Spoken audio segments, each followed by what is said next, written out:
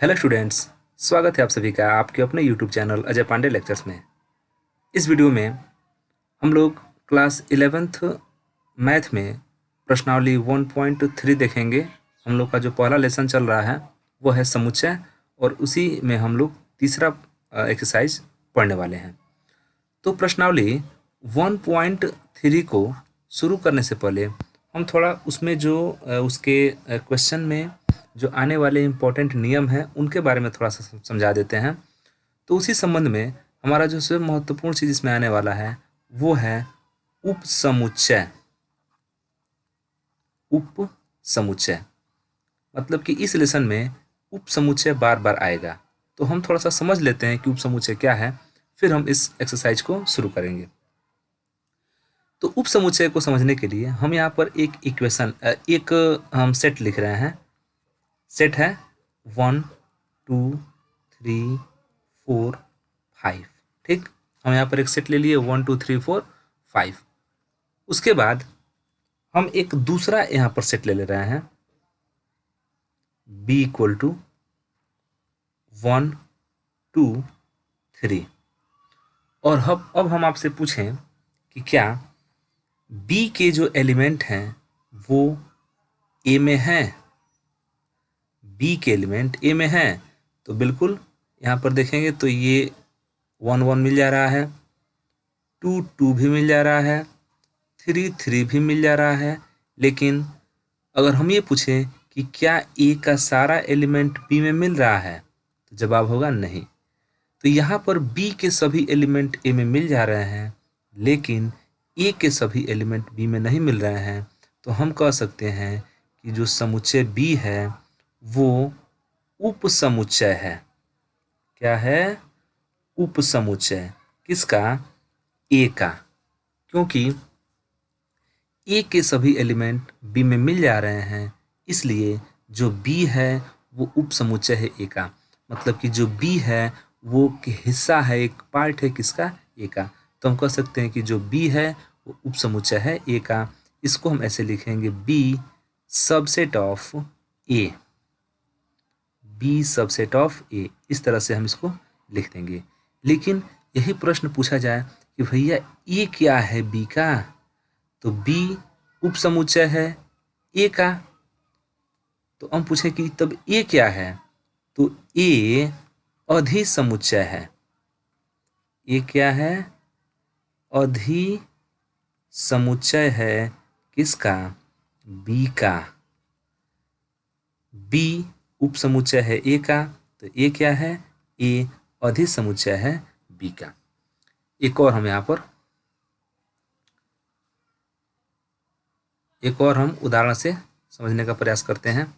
जैसे मान लीजिए कि एक p आपके पास सेट है a b c d e, ठीक। और एक q आपके पास सेट है a b c d e f g। अब हम पूछें कि क्या p का सब एलिमेंट q में है।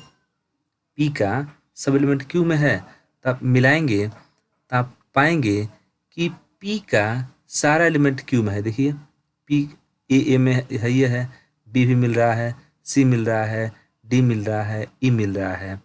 लेकिन क्या q का सारा एलिमेंट p में है? नहीं है। p का सारा एलिमेंट q में है, इसका मतलब कि p उपसमुच्चय है किसका? q का।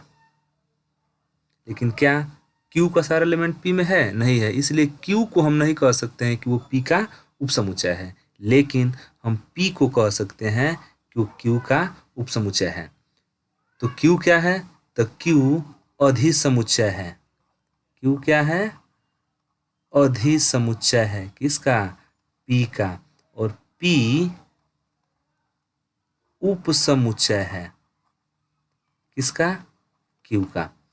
तो ये कुछ उपसमुच्चय और अधिसमुच्चय है। इसका उपयोग बार बार इस एक्सरसाइज में होगा। तो जैसे यहाँ पर हमने देखा कि b का सारा एलिमेंट a में मिल जा रहा है, तो b उपसमुच्चय a, b subset of a। और इधर देख रहे हैं कि p का सारा मिल जा रहा है q में, तो p सबसेट ऑफ क्यू, ऐसे आप लिख सकते हैं। तो ये तो हुआ समुच्चय, उप समुच्चय। अब अगर कोई ये कहे कि भाई इसका उप समुच्चय बनाइए, जैसे कोई सेट आपको दे दे, कह दे कि आप उसका उप समुच्चय लिखिए। जैसे मान लीजिए कि एक आपके पास ए कोई सेट हो गया, 1 2 3, ठीक। ये क्या है आपका, एक सेट है। और कोई कहे कि इसका उप समुच्चय लिखिए, तो उप समुच्चय का मतलब होता है कि ऐसा समुच्चय जिसके सारे एलिमेंट इसमें हों। मतलब कि हम लिख सकते हैं ए के उप समुच्चय। तो प्रत्येक सेट का उप समुच्चय एक फाई होता है।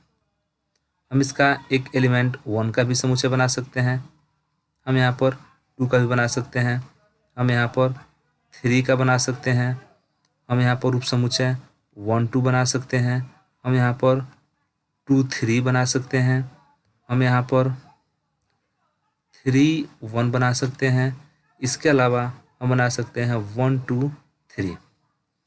अब जितने भी ये आपके पास ये समुच्चय दिखाई दे रहे हैं, ये ऐसे समुच्चय हैं कि इनके सारे के सारे एलिमेंट इस वाले में मिल रहे हैं। मतलब इन सभी ये जितने भी समुच्चय आपके पास दिखाई दे रहे हैं, इन सभी समुच्चयों के एलिमेंट इसमें मिल रहे हैं। मतलब हम कह सकते हैं कि इसका ये जितना भी है सब सेट, सारे के सारे क्या है, उप समुच्चय हैं। तो आप उप समुच्चय को निकाल सकते हैं। एक चीज़ और है, अगर आप ये चाहें कि उप समुच्चय की संख्या निकालें तो आप निकाल सकते हैं। देखिए कितना उप समुच्चय निकला है, 1 2 3 4 5 6 7 8।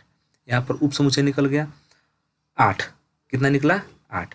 अगर चाहें कि इसकी संख्या सूत्र के सहायता से निकालें तो आप लिख सकते, जैसा कि आपके पास समुच्चय था a इक्वल टू 1 2 3, और हमने इसका अभी उप समुच्चय बनाया था, और उप समुच्चय कितना आया था, इसका उप समुच्चय आया था 8। तो अगर आप सूत्र की सहायता से यह निकालना चाहें कि इस समुच्चय ए में जो 3 एलिमेंट हैं, समुच्चय ए में जो 3 एलिमेंट हैं, इसके कितने उप समुच्चय बन सकते हैं, तो यहाँ पर हम लिख दे रहे हैं उप समुच्चयों की संख्या।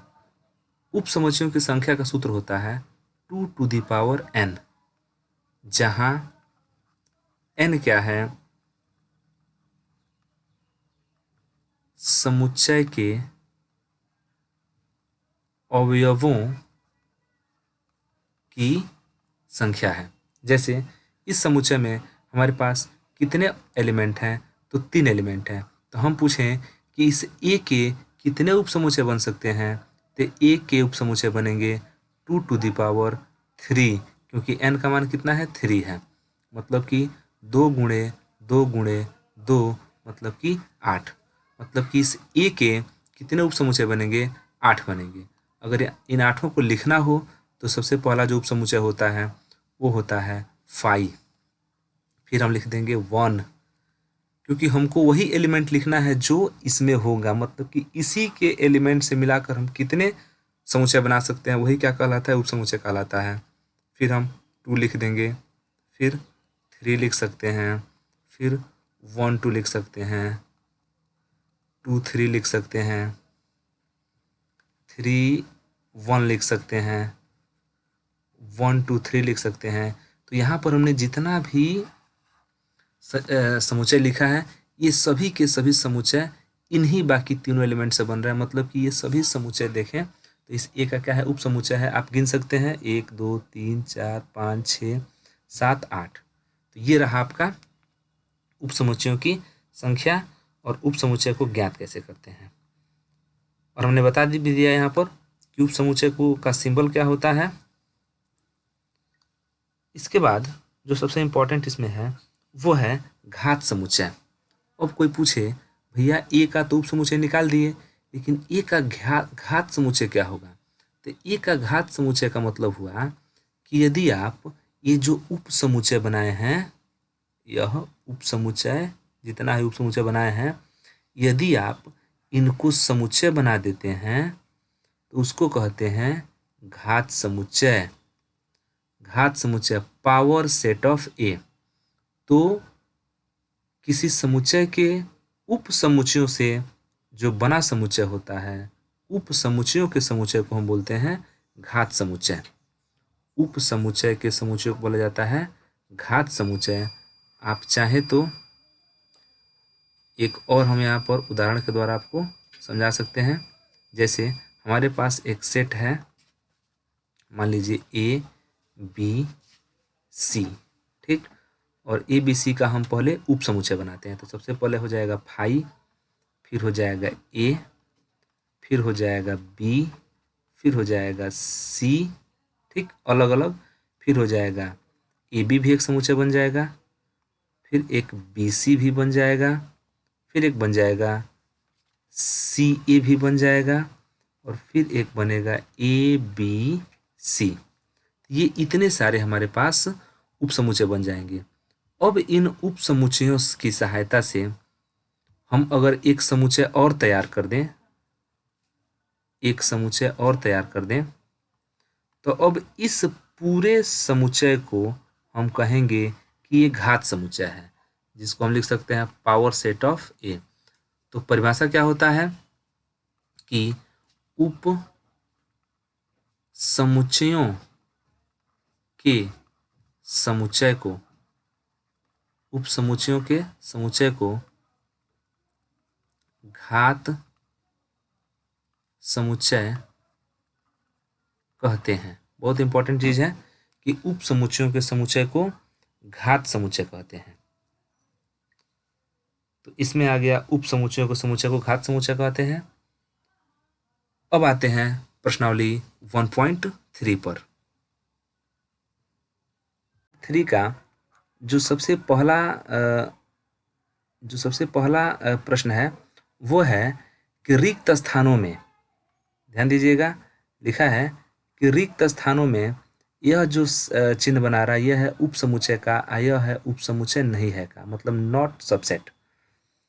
तो रिक्त स्थानों में इन दोनों चिन्हों में से भरकर सही कथन बनाइए। मतलब कि जो यहाँ पर रिक्त स्थान दिखाई दे रहा है, इन रिक्त स्थानों में इन सही चिन्हों को क्या कर देना है, भर देना है।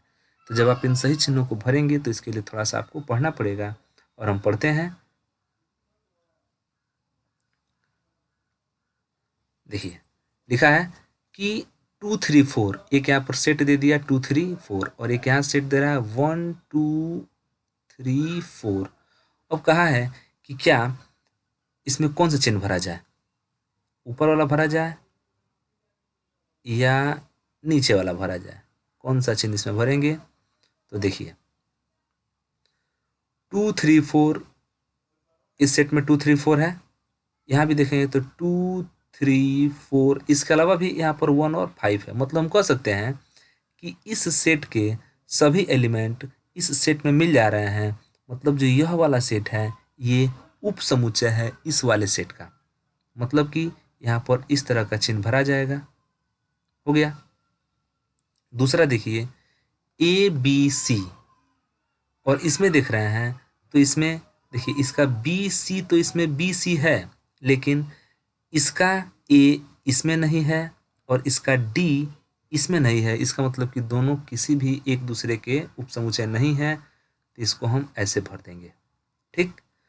उसके बाद कह रहा है कि एक्स सच दैट एक्स आपके विद्यालय की कक्षा 11 का एक विद्यार्थी है, और दूसरा कह रहा है कि एक्स सच दैट एक्स आपके विद्यालय का एक विद्यार्थी है। तो बिल्कुल सही है, क्योंकि जो विद्यालय का विद्यार्थी है वो 11 क्लास का विद्यार्थी होता है। मतलब कि जो 11 में है वो विद्यालय का भी विद्यार्थी है, इसमें ये चिन्ह भर दिया जाएगा। तो ये रहा हम लोग का शुरुआत के 2 क्वेश्चन। इसके बाद हम देखते हैं अपना अगला प्रश्न।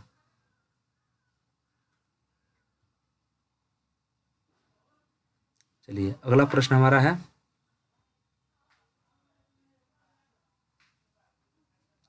इसको थोड़ा सा हम जूम कर लेते हैं ताकि आपको अच्छे से दिखाई दे। थोड़ा सा हम इसको जूम कर ले रहे हैं ताकि आपको एकदम क्लियर, स्पष्ट रूप से दिखाई दे। चाहे तो थोड़ा सा और जूम कर सकते हैं, कहीं कोई प्रॉब्लम नहीं होगा। चलिए अब देखते हैं। लिखा है कि एक्स सच दैट एक्स किसी समतल में स्थित एक वृत्त है। एक्स सच दैट एक्स किसी समतल में स्थित क्या है, एक वृत्त है। और दूसरा कह रहा है कि एक्स सच दैट एक्स एक समान समतल में वृत्त है जिसकी त्रिज्या इकाई है। तो यहाँ ध्यान दीजिएगा, यह जो सेट है ये केवल उन्हीं वृत्तों के लिए है जिनकी त्रिज्या कितना है, एक है। यह कह रहा है कि यह जो समतल है इसमें किसी भी तरह के वृत्त हो सकते हैं, मतलब कि ये भी तो हो सकता है इसमें इकाई वृत्त हो, इकाई त्रिज्या वाला वृत्त हो, लेकिन हम इसमें जो आपका पहला जो है इसमें इकाई त्रिज्या के अलावा अन्य त्रिज्या के वृत्त हो सकते हैं, लेकिन इसमें कह रहा है कि ये केवल ऐसे वृत्त है जिसकी त्रिज्या कितना है, इकाई है। मतलब इसका सारा एलिमेंट यहाँ तो मिल रहा है, लेकिन इसका सारा एलिमेंट यहाँ पर नहीं मिल रहा है, मतलब कि ये नॉट सबसेट है, सबसेट नहीं है। अगला पॉइंट लिख रहा है कि एक्स सच दैट एक्स किसी समतल में स्थित एक त्रिभुज है। मैंने इस सेट का मतलब है कि त्रिभुजों का समुच्चय है। और एक्स सच दैट एक्स किसी समतल में स्थित एक आयत है। एक्स सच दैट एक्स किसी समतल में स्थित एक आयत है। एक्स सच दैट एक्स किसी समतल में स्थित एक्स सच दैट एक्स किसी समतल में स्थित एक त्रिभुज है। मतलब कि ये जो आपका है पहला वाला वो त्रिभुजों का समुच्चय है, और दूसरा है कि किसी समतल में स्थित एक आयत है जिसका कोई मैच नहीं है। ये त्रिभुज है, ये आयत है, किसी भी तरह का कोई मेल मिलाप नहीं है, इसलिए ये नॉट सबसेट होगा। चौथा देखते हैं, पांचवा, एक्स सच दैट एक्स किसी समतल में स्थित एक समबाहु त्रिभुज है। ध्यान दीजिएगा, ये जो समुच्चय है केवल समबाहु त्रिभुज के लिए है। और इसके बाद यहाँ पर कह रहा है कि एक्स सच दैट एक्स किसी समतल में स्थित एक त्रिभुज है, तो बिल्कुल ये पूरे त्रिभुज का समुच्चय है। यह केवल समबाहु का है, तो निश्चित रूप से इस पूरा त्रिभुज में ये समबाहु त्रिभुज भी हो सकता है। मतलब कि यहाँ पर इस तरह से बन जाएगा।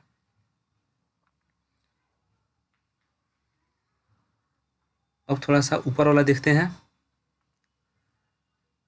एक्स सच दैट एक्स सम प्राकृत संख्या है, और दूसरा कह रहा है कि एक्स सच दैट एक्स एक पूर्णांक है।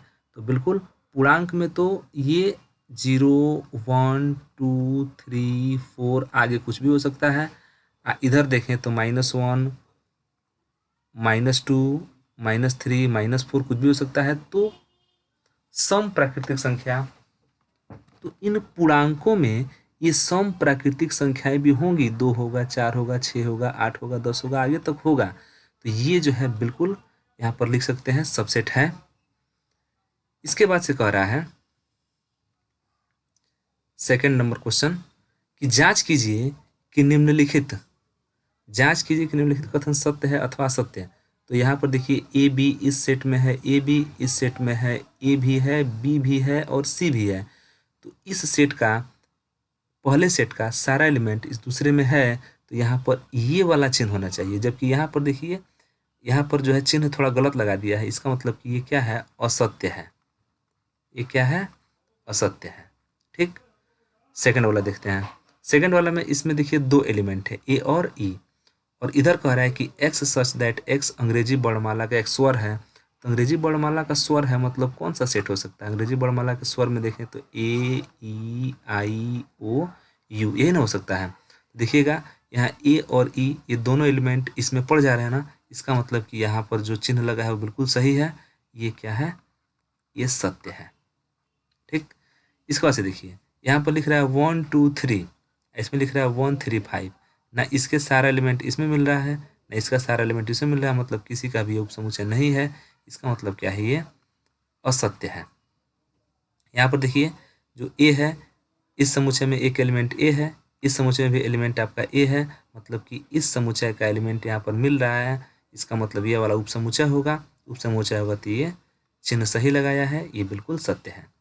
यहाँ पर देखेंगे तो यहाँ पर ध्यान दीजिएगा कि यहाँ पर जो पहला समुच्चय का जो एलिमेंट ए है वो इसमें है, लेकिन इसको चिन्ह ऐसे होना चाहिए, लेकिन ये इस तरह से लगा दिया है। ये कह रहा है कि क्या एलिमेंट है, तो एलिमेंट नहीं है, ये उपसमुच्चय है, जो कि क्या है, असत्य है।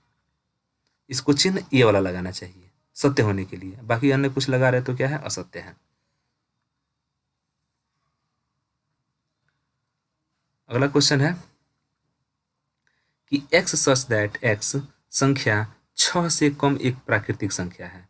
मतलब कि 6 से कम है तो होगा 1 2 3 4 5। अब प्राकृतिक संख्या है तो 1 से शुरू होगा। और इधर कह रहा है कि x सच दैट x एक प्राकृतिक संख्या है जो संख्या 36 को विभाजित करती है। तो इसका अगर हम सेट बनाएं तो 36 को विभाजित करने वाला कौन कौन हो सकता है, 1 हो सकता है, 2 हो सकता है, 3 हो सकता है, 4 हो सकता है, लेकिन 5 नहीं हो सकता है। तो यहाँ पर क्या ऊपर वाले एलिमेंट का, ऊपर वाले समुच्चय का सारा एलिमेंट इसमें मिल रहा है, नहीं मिल रहा है, क्योंकि 4 तक तो मिल रहा है, 5वां नहीं मिल रहा है। मतलब कि ये जो है, ये हम कह सकते हैं कि ये इस तरह से होना चाहिए, लेकिन इस तरह से नहीं दिया है। इसका मतलब क्या है, ये असत्य है। ठीक।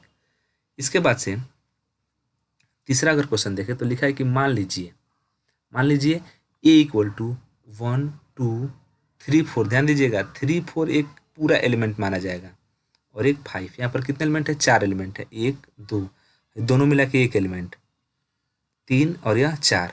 तो कार्य निम्नलिखित में से कौन सा कथन सही नहीं है और क्यों सही नहीं है उसको छांटना है। इसमें कह रहा है कि 3 4 इसका सबसेट है कि नहीं है। तो 3 4 देखिए, 3 4 इसमें का, ध्यान दीजिएगा, इसमें का एलिमेंट है, न कि समुच्चय है। 3 4 आप एक बार ध्यान से समझिए, 3 4 इसमें का एलिमेंट है, इसमें का एलिमेंट है। आई कह रहा है कि समुच्चय है, तो यहाँ पर ये इस तरह होना चाहिए, सीधा कटा हुआ होना चाहिए, लेकिन ये कटा हुआ नहीं है। इसका मतलब कि ये सत्य नहीं है, माने सही नहीं है ये कथन। तो आपका उत्तर एक ये हो जाएगा, आपका उत्तर एक ये हो जाएगा। इसमें कह रहा है कि 3 4 एलिमेंट है ए का, बिल्कुल ये कथन सत्य है। ये कथन क्या है, ये सत्य है, ये कथन सत्य है। ये कथन क्या है, ये कथन असत्य है। ये कह रहा है कि 3 4 सबसेट है, तो ये गलत है, सबसेट नहीं है, एलिमेंट है। और यहाँ पर कह रहा है कि 3 4 एलिमेंट है ए का, इस एलिमेंट जो समुच्चय ए है उसका एक ये एलिमेंट है, माने अवयव है, सदस्य है, तो ये सत्य है। ध्यान दीजिएगा, हमको वही प्रश्न का उत्तर देना है जो सत्य नहीं है, तो हमारा उत्तर ये होगा। फिर कह रहा है कि 3 4 सबसेट ऑफ ए, ये सही है, क्योंकि ये अंदर वाला एलिमेंट है, और एलिमेंट का क्या बना दिया है, सेट बना दिया है, तो ये सही है। लेकिन हमको इसका उत्तर तो देना नहीं है, क्योंकि हमको असत्य छांटना है। ये सत्य है। 1 एलिमेंट ऑफ ए, जो 1 है इसका एलिमेंट है, तो ये भी आपका क्या है, सत्य है। 1 सबसेट ऑफ ए, ये असत्य है, क्योंकि ये सबसेट है, ये नहीं, ये सेट ही नहीं बन रहा है, असत्य है। 1 2 5 subset of A, 1 2 5 subset of A, ये भी क्या है आपका, सत्य है। 1 2 5 एलिमेंट ऑफ ये असत्य है, ये असत्य है। 1 2 3 सबसेट ऑफ ए, ये भी असत्य है। 1 2 3 इसमें एलिमेंट है या नहीं है, पूरा एलिमेंट क्या है, 3 4 है, ये भी असत्य है। 5 element of A, 5 element of A असत्य है, लेकिन 5 सबसेट ऑफ ए क्या है, ये सत्य है। और ये फिर से क्या है, असत्य है, क्योंकि इसमें कोई 5 एलिमेंट है, ये नहीं है। तो इसमें असत्य छांटना है, तो एक ये हो गया, एक ये हो गया, फिर एक यहाँ पर हो गया, एक यहाँ पर हो गया। ये क्या हो गए, सब के सब असत्य हो गए। अब इसमें अगला क्वेश्चन हमको देखना है, चौथा नंबर। चौथे नंबर में कह रहा है कि निम्नलिखित समुच्चयों के सभी उप समुच्चय लिखिए। बिल्कुल हम यहाँ पर लिखेंगे, ये हम यहाँ पर चौथे का उत्तर लिखने जा रहे हैं। उप समुच्चय, तो देखिए किसी भी समुच्चय का जो सबसे पहला उप समुच्चय होता है, ये हम पहले का उत्तर लिख रहे हैं, सबसे पहला उप समुच्चय होता है 5। ठीक। उसके बाद इसमें देखिए एक ही एलिमेंट है ए, तो इसका उप समुच्चय कितना हो जाएगा, सिर्फ 2 ही होगा, ये सिर्फ 2 ही होगा।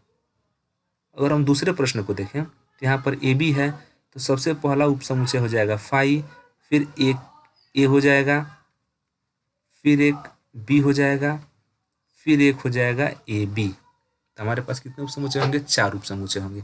आप सूत्र भी रख के निकाल सकते हैं। हमने बताया है कि इसका फार्मूला होता है 2n, जिसमें 2 एलिमेंट है, तो n के बदले में 2 रखा जाएगा, तो 2 का घात 2 मतलब कि 4, और 4 एलिमेंट 4 उपसमुच्चय हो गए, 1 2 3 और 4। यहाँ पर 1 2 3 1 2 3 का तो हमने शुरुआत में ही लिख दिया था, लेकिन फिर भी यहाँ पर लिख दे रहे हैं 1 2 3 का। एक 5 हो जाएगा, एक 1 हो जाएगा, एक 2 हो जाएगा, एक 3 हो जाएगा, एक 1 2 होगा, एक 2 3 हो जाएगा, एक 3 1 होगा, एक 1 2 3 हो जाएगा। तो 1 2 3 4 5 6 7 8 ही इसके उपसमुच्चय हो जाएंगे। अब कह रहा है कि यदि पावर सेट ए माने घात समुच्चय ए में कितने अवयव हैं यदि ए इक्वल टू 5। तो घात समुच्चय देखिए, घात समुच्चय किसे कहेंगे? एक 5 है, 5 माने कोई एलिमेंट नहीं है, तो यही इसका उपसमुच्चय होगा। इस उपसमुच्चय का अगर हम समुच्चय बना दें तो वो कहलाता है पावर सेट ऑफ ए। मतलब कि पावर सेट ऑफ ए में कितना एलिमेंट होगा? मात्र एक एलिमेंट होगा। इसके बाद है कि निम्नलिखित को अंतराल के रूप में लिखिए। इसको अंतराल के रूप में लिखना है। तो अंतराल के रूप में लिखने का मतलब क्या है कि x सच दैट x, हमको ये देखना है कि ये जो रियल नंबर का x such that x is a real number, ये जो x का मान है वो -4 से बड़ा है लेकिन 6 या 6 से छोटा है। ध्यान दीजिएगा, -4 से बड़ा है लेकिन 6 या 6 से क्या है? छोटा है।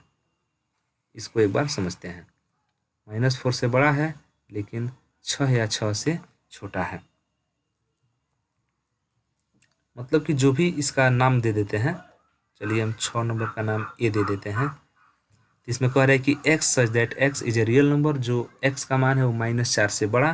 तो -4 से बड़ा कौन? -3 हो सकता है, -2 हो सकता है, -1 हो सकता है, 0 होगा, 1 2 3 4 5, ये कह रहा है 6 तक हो सकता है।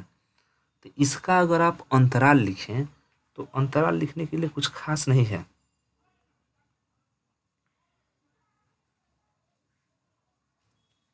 अंतराल के लिए देखेंगे कि x का मान कहाँ से कहाँ तक जा रहा है। तो x का मान देखेंगे तो ये -4 से लेकर, चूंकि 4 से तो है नहीं, -4 और 6 के बीच में है, तो हमारा किसके इसके बीच में पड़ रहा है? -4 और 6 के बीच में पड़ रहा है। यही हमारा क्या हो गया? अंतराल हो गया। अब बाकी का भी इसी प्रकार लिख सकते हैं, जैसे सेकंड वाले का है -12 से कहाँ तक? -10 तक। तो आप इसका अंतराल लिख देंगे सेकंड वाले का -12 से कहाँ तक? -10 तक। ये इसका अंतराल हो जाएगा। लास्ट वाले का अंतराल, तीसरे वाले का अंतराल हो जाएगा 0 से कहाँ तक? 7 तक अंतराल हो जाएगा। तो बहुत कठिन नहीं है, आसान है ये, इसको आप कर लेंगे। इसका जो चौथा है, चौथे का अंतराल हो जाएगा 3 से कहाँ तक? 4 तक। तो आप आसानी से इन सारे प्रश्नों को कर सकते हैं। हमने कर भी दिया आपके लिए, हमने कुछ छोड़ा नहीं। तो आप इसको ध्यानपूर्वक समझते चलिए। एक एक प्रश्न को हम यहाँ पर सॉल्व कर रहे हैं। आपको प्रश्न को समझना है और फिर से सेल्फ प्रैक्टिस भी करना है। तो अब थोड़ा सा हम बढ़ते हैं आगे की तरफ। तो हमारा 7वां प्रश्न है कि निम्नलिखित अंतरालों को समुच्चय निर्माण के रूप में लिखिए।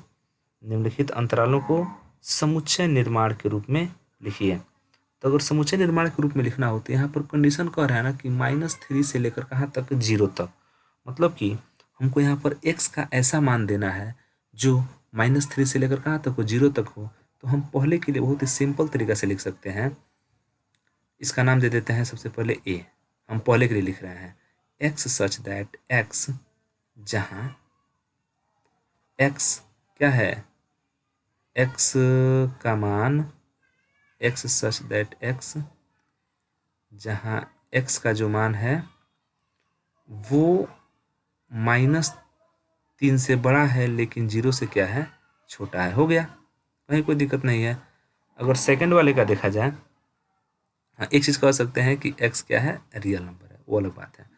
सेकंड नंबर देखें तो 6 से लेकर 12 तक का अंतराल है, तो 6 से लेकर 12 तक का अंतराल है, तो ध्यान दीजिएगा ये ओपन इंटरवल है, ये क्लोज इंटरवल है, तो यहाँ पर लिखेंगे, इसका भी नाम आप ए दे सकते हैं।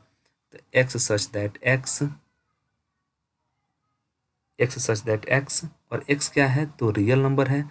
अब इस x का मान कहाँ से कहाँ तक है, देखिए इसका मतलब हुआ -3 से 0 के बीच में, मैंने -3 या 0 के बीच में, लेकिन ऐसे बड़ा कोष्टक लगा के देगा ना, तो इसका समझेंगे 6 से लेकर 12 तक।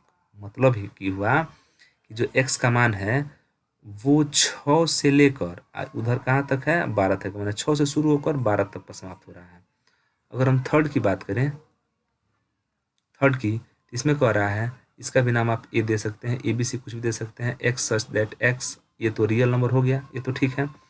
लेकिन ये कह रहा है कि 6, देखिए इधर छोटा कोष्टक है, इधर बड़ा कोष्टक है, तो छोटा कोष्टक का मतलब कि अब x का मान 6 से बड़ा है, 6 से बड़ा है, लेकिन बड़ा कोष्टक ये बताता है ना कि यहाँ पर 12 के बराबर भी हो सकता है, यहाँ 12 के बराबर भी हो सकता है।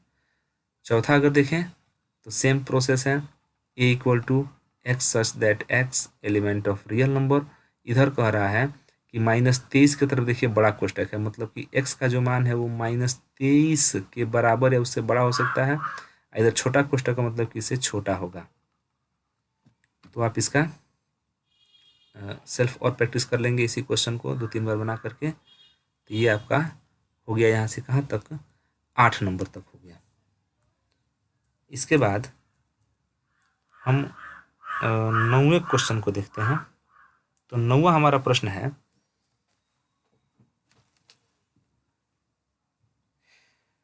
9वां प्रश्न को थोड़ा सा हमको यहाँ पर ले आना पड़ेगा, पहले हम एक बार ले आ लेते हैं 9वें प्रश्न को। 9वां प्रश्न थोड़ा सा समय लग रहा है, लेकिन 9वां प्रश्न हम आराम से ले आ लेंगे। चलिए 9वां प्रश्न देखते हैं यहाँ से। चलिए हमारा 9वां प्रश्न आ गया। 9वां प्रश्न है, 9वां प्रश्न है कि समुच्चय ए इक्वल टू दे रहा है, देखिए ए इक्वल टू दे रहा है 1 3 5, बी इक्वल टू दे रहा है 2 4 6, सी इक्वल टू दे रहा है 0 2 4 6 8 प्रदत्त है। इन तीनों समुच्चय ए बी सी के लिए निम्नलिखित में से कौन सा सार्वत्रिक समुच्चय लिया जा सकता है। सार्वत्रिक समुच्चय का मतलब होता है ना, यदि हम ए बी और सी का सार्वत्रिक समुच्चय लें तो हमको वह समुच्चय लेना पड़ेगा जिसमें इन तीनों के एलिमेंट बराबर रूप से मिल जाए। तो उस हिसाब से अगर हम देखें तो सार्वत्रिक समुच्चय के रूप में देखिए हम यहाँ पर एलिमेंट कौन कौन बन रहा है, उसमें 0 होना चाहिए, उसमें 0 होना चाहिए, 1 होना चाहिए, 2 होना चाहिए, 3 होना चाहिए, 4 होना चाहिए, 5 होना चाहिए, 6 होना चाहिए, 8 होना चाहिए। तो हम यहाँ पर 0 से लेकर और सिंपल है 10 तक का पूरा ले लेंगे, 0 1 2 3 4 5 6 7 8 9 10, 7 8 9 10। तो ये सबसे बेहतर है। यही एक ऐसा तीसरा जो समुच्चय है वो एक ऐसा समुच्चय है जिसमें इन तीनों के एलिमेंट आसानी से इन्वॉल्व हो जाएंगे, आ जाएंगे। तो ये रहा हमारा प्रश्नावली 1.3। ये आपको कैसा लगा आप हमें कमेंट सेक्शन में ज़रूर लिखिएगा। तो फिर मिलते हैं अगले वीडियो में वेन आरेख, वेन डायग्राम के साथ प्रश्नावली 1.4 में। तब तक के लिए धन्यवाद, जय हिंद।